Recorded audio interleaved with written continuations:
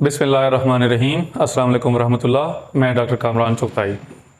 आज के दिन सिर्फ़ मेरे दिल में जो कल से एक सवाल उठ रहा था और बार बार उठ रहा था। कई दफ़ा मेरे जहन में ये सवाल आया मगर मैं चुप रहा। आज मेरी ख्वाहिश थी और मैं ये कल से लेकर अब तक मुसलसल कश का शिकार, और मेरी आज एक ख्वाहिश थी। मेरी ख्वाहिश थी कि मैं पूछूं एतज़ाज़ हसन साहब को। कल मैंने एक प्रोग्राम में देखा, मोहम्मद मालिक और इरशाद अहमद आरिफ साहब के साथ वो प्रोग्राम में बैठे थे और वो मौजूदा हालात और ख़ास तौर पे शीरी मज़ारी साहब वाटर टचिंग द ब्रिम, ये इसके बाद क्या क्या हम एक दूसरे को, तुम और मैं एक दूसरे को आंखों में आंखें डाल के देख सकेंगे जो हमारे सामने शीरीन मज़ारी का हाल है इस वक्त। आई थिंक बड़ी जात आई एग्री विद यू। ये इट्स वेरी सैड। बड़ा बड़ा अफसोस होता है जब चीजें इस तरह होती हैं, इसमें तो कुछ शक ही नहीं। मतलब आप मैं तो किसी के साथ आंख नहीं मिला सकता। मज़ारी साहिबा के साथ जो उनकी कंडीशन थी उसके ऊपर वो बात करते हुए रो पड़े। जो भी दर्द दिल रखने वाले इंसान हैं, जो भी हालात को समझने वाले लोग हैं, जिनके दिल में ज़रा सा भी, सीने में ज़रा सा भी दिल है, वो इन हालात में इंतहाई मुतफक्किर हैं। जब किसी की बहन, बेटी, चादर, चार दीवारी महफूज नहीं तो वो मुतफक्किर हैं, परेशान हैं। मोहित पीरज़ादा बात करते हुए रो पड़े। तो जाफरी साहब नोट करें, वो लड़की जिसने अपना दुपट्टा फेंका पंजाब पुलिस पे, उसको उन्होंने बालों से घसीटा।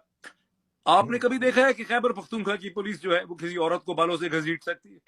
आपने कभी ये नोट किया कि खैबर पख्तूनख्वा की पुलिस जो है वो एक लड़की अपाहज है, वो उसको उन्होंने उसकी व्हीलचेयर से नीचे गिरा दिया पंजाब पुलिस वालों ने। मतलब this is collapse of moral order. आपने कभी देखा है कि पठान पुलिस वाला जो है वो लड़की को इस तरह से घसीटेगा? मुझे बताएं कोई एक सीन दिखाएं पिछले चंद दिनों से जो हम देख रहे हैं। This is ultimate collapse of moral order. उस मॉरल ऑर्डर के कोलैप्स से डर के अब आपको पता है कि जब सफ़ेद बालों वाला मर्द रो पड़े, इसका मतलब है कि वो फील कर रहा है, वो तड़प रहा है। ये मैं सिर्फ उनसे एक बात पूछना चाहता हूँ। मुझे पता है कि वो हक गोई करते हैं, मुझे पता है कि वो खुलकर दबंग बात करने वाले बंदे हैं, मुझे पता है कि वो हक के साथ स्टैंड लेते हैं, कुछ हद तक वो स्टैंड लेते हैं। तो मैं सिर्फ उनसे ये पूछना चाहता था कि मुझे सिर्फ इतना समझा दें, और ये सवाल मैं उनसे सिर्फ इसलिए कर रहा हूँ कि शायद मेरी पैदाइश से भी पहले से वो सियासत में हैं, और सियासत का मतलब है रहनुमाई करना, अपनी कौम को लेकर चलना। तो क्योंकि वो हमारे रहनुमा हैं, तो मैं उनसे ये सवाल पूछना चाहता था कि मुझे एक बात बता दें, अगर वो इसके बारे में बात कर रहे हैं, इमरान खान के बारे में बात कर रहे हैं, तो क्या समझते हैं वो कि वो हक पर है इसलिए बात कर रहे हैं, या अहम खामखा बात कर रहे हैं? अगर वो हक पर है तो एतज़ाज़ हसन साहब कहाँ पर खड़े हैं? वो हक के साथ खड़े हैं या हक के ख़िलाफ़ खड़े हैं? जो पार्टियां, जो लोग, जो हुकूमत उन पर जुल्म कर रही है, अगर उनकी नज़र में वो उन पर जुल्म कर रही है और दूसरे लोगों पर जुल्म कर रही है, तो क्या वो जालिम के साथ खड़े हैं या जालिम के ख़िलाफ़ खड़े हैं, मज़लूम के साथ खड़े हैं? मुझे सिर्फ इतना बता दें कि वो आखिर क्या समझते हैं, कौन जालिम है, कौन मज़लूम है? वो जालिम के साथ हैं या मज़लूम के साथ हैं?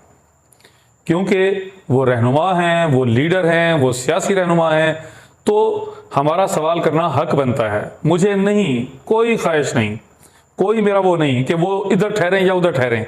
मैं सिर्फ ये कहता हूँ कि कंसेप्ट क्लियर कर दें, सिर्फ कंसेप्ट क्लियर करें। क्योंकि मैं बहुत से लोगों से मैंने सुना, बहुत से लोगों को मैं जानता हूँ कि जो शायद इमरान खान के साथ मुंसलिक हैं, मगर वो बेहद आपकी इज़्ज़त और एहतराम करते हैं, बहुत दिल से, और शायद उनकी ख्वाहिश हो कि आप उनके साथ शामिल हों।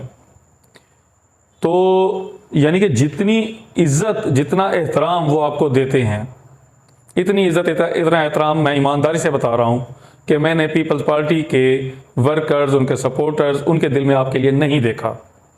कोई ज़रा सी बात हो, अगर आप किसी दूसरे के मौक़िफ़ में बात कर रहे हैं, तो मैंने उनसे सुना है कि वो ऐसी ऐसी दलीलें देते हैं कि हाँ ये तो कई मौक़ों पर वहाँ घूम जाते हैं, यहाँ घूम जाते हैं, उस मौके पर साथ छोड़ गए, उस मौके पर ये किया, वगैरह वगैरह।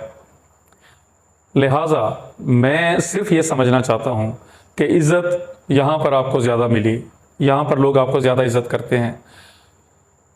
आप खुद किसको हक पर, किसको ना हक, किसको जालिम, किसको मजलूम समझते हैं, मुझे सिर्फ ये कंसेप्ट क्लियर कर दें। मुझे सिर्फ ये बता दें कि आप किसके साथ खड़े हैं और क्यों खड़े हैं। अगर इसको, इमरान खान को आप जालिम समझते हैं तो आप इसके हक में क्यों बात करते हैं, और अगर आप उसको मजलूम समझते हैं तो आप मजलूम का साथ क्यों नहीं दे रहे।